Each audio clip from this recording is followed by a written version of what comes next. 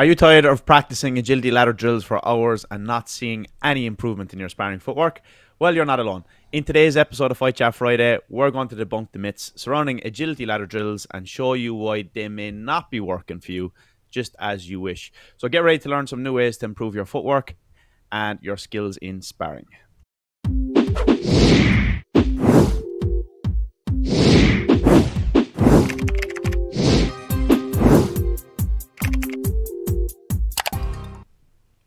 Hey everyone, welcome to this episode 135 of Fight Chat Friday from TKD Coach Academy. So today we're tackling the agility ladder and looking at how people train with it and why maybe you're not getting as much value out of it as you could, or maybe why it's being misused and used to try to improve things that it really doesn't have any business doing, and specifically your footwork within the ring in sparring.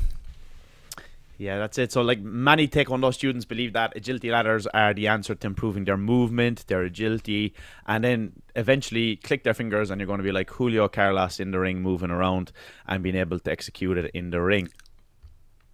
Yeah, and I mean, the thing about it is we're looking at something where we have movement in response to and movement to generate a reaction. And I think that's one of the key things that goes missing with the ladder. We're talking about, in this case, a live scenario, a real opponent, and a really defined space to move in.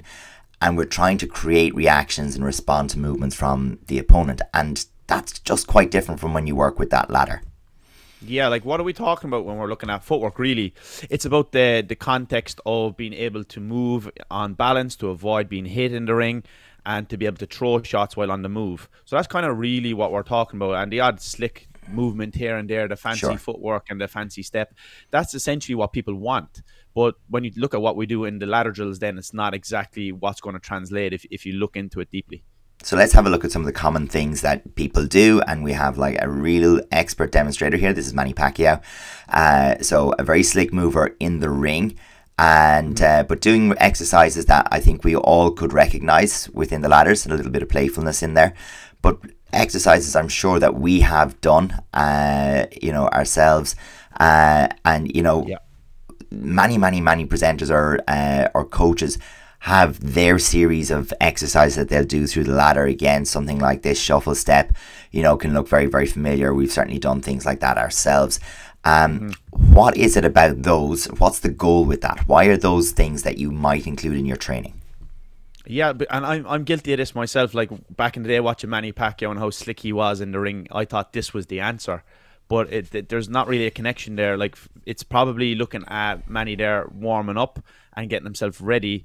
And then also, like when you look at boxing, they probably believe as well that you need to be a bit more active with the calves and a bit stronger in the lower leg, let's say. So to be able to go through those, it's more capacity building there, really, isn't it? To be able to have the ability to continue throughout the rounds. It's not going to directly translate to those slick movements because, like, what's missing? The opponent there moving with their correct techniques, throwing shots that you can slip and avoid. Like that is all connected to the footwork. So it's not. The feet moving in a certain way in isolation isn't the answer to good footwork, really. So I think one of the problems that we run into with these ladders, I mean, they're basically a space marker. They're something that delineates some space on the floor and that you can do whatever your imagination allows you to do with those. But calling it an agility ladder, I think straight away causes a problem for me, because the first thing about that is, if we take the concept of agility, it is a skill-related component of fitness. So and by that I mean it's usually a change in speed or direction of the body. It's a whole body movement change, and it's the second part of that is it's in response to a stimulus. And whenever we have a stimulus, if the stimulus isn't authentic to the environment in which we're going to use it, so the sparring ring, then we can preempt it. We can do things to make it easier to succeed. So in other words, if I need to make a side step to the right and then go immediately to the left, I already know I'm going to the left. So my step to the right positions my body in such a way that I can very efficiently transition and go to the left. Whereas if I'm avoiding a side kick and I decide that I'm going to break to the right, I might not know yet whether they're going to throw off the back leg with a turning kick, if they're going to fall long and be off balance, if the side kick was actually a feint and they don't execute the side kick and they follow my position with something. So the stimulus basically changes the whole feel of it from there.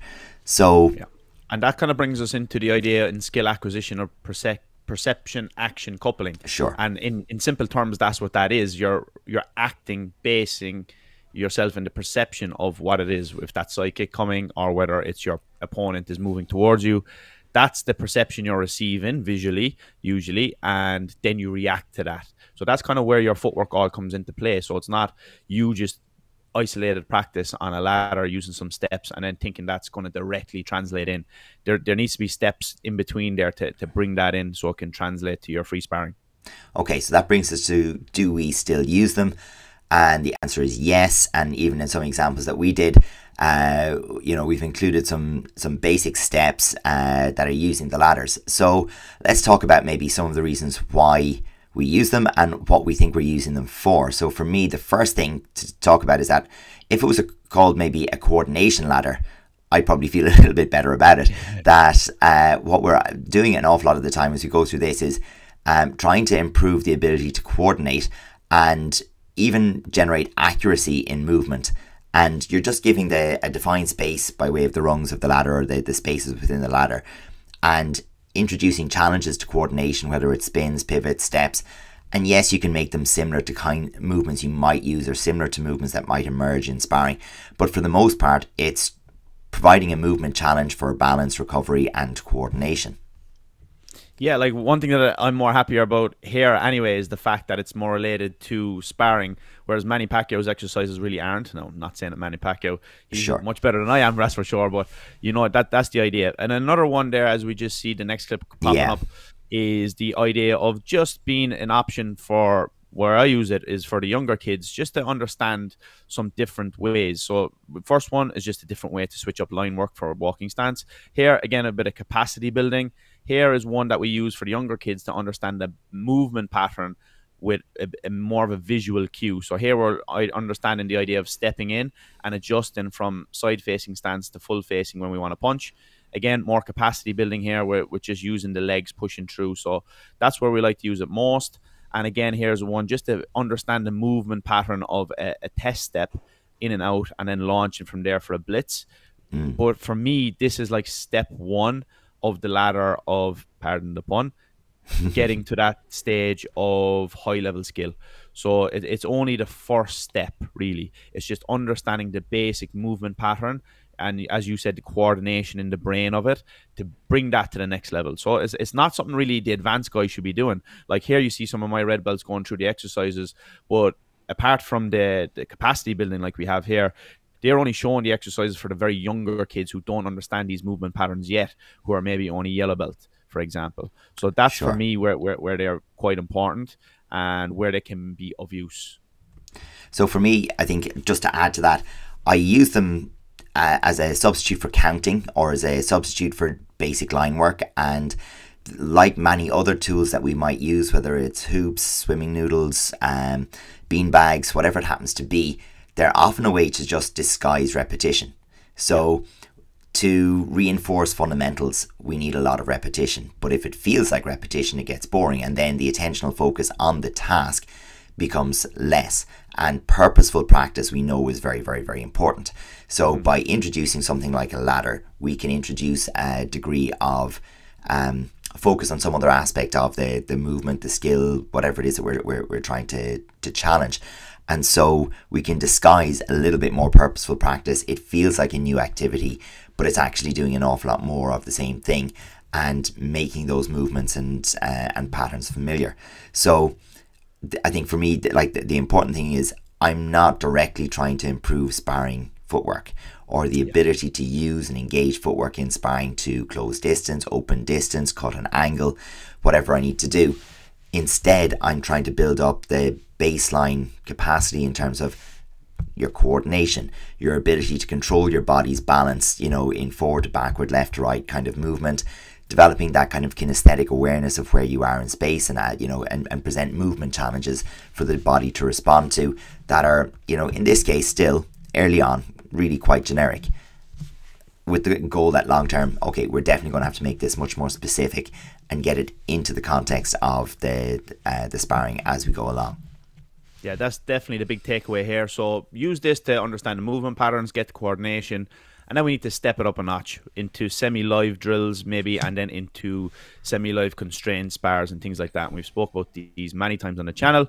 But yeah, if you want us to cover that in a bit more detail, let us know. And on that topic, we did ask you guys in the community post on our page about this video, would you like to cover Tabata or ladders for Taekwondo? So there was a slight more majority for the latter one. So check that community post out for next week's video. We already have it up. So vote for the video that you want us to cover next week. And if there's one that's not listed, include it in the comments on that community post. So we'll catch you in that video. Until then, see you in the next one. See you next time.